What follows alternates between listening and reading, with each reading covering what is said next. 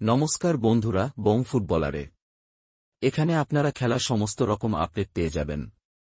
চ্যানেলে যারা নতুন, চ্যানেলটিকে লাইক, কমেন্ট, সাবস্ক্রাইব করে দেবেন। এই মরশুমে মোহনবাগান শিল্ড চ্যাম্পিয়ন তো হয়েছে, তবে মুম্বাই জয়টা এই মরশুমে হল না। যদি এখনো সময় আছে,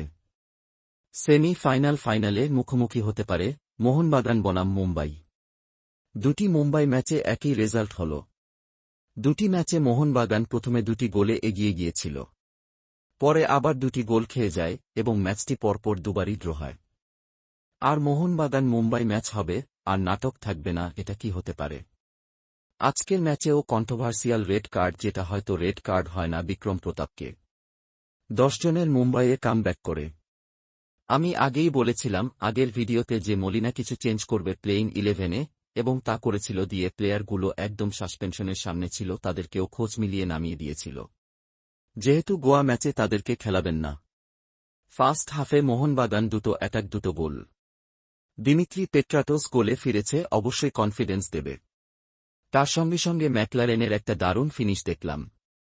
আর দ্বিতীয় হাফে আনলাকি গোল খেয়েছে মোহনবাগান। অনেকদিন পর গোল কনসিড করেছি মোহনবাগান। মুম্বাই ম্যাচটা ড্রে, মোহনবাগান সমর্থকরা কিছুতে অখুশি হলেও যে 2-0 এগিয়েছিলাম, জিততে পারতাম। তবে মোহনবাগানের থেকে বেশি কষ্ট হয়তো ইস্টবেঙ্গল পেতে পারে। মুম্বাই একটি পয়েন্ট পাওয়াতে চলে গেল 33 পয়েন্টে। ইস্টবেঙ্গল ম্যাক্সিমাম 33 পয়েন্টে পৌঁছাতে পারে।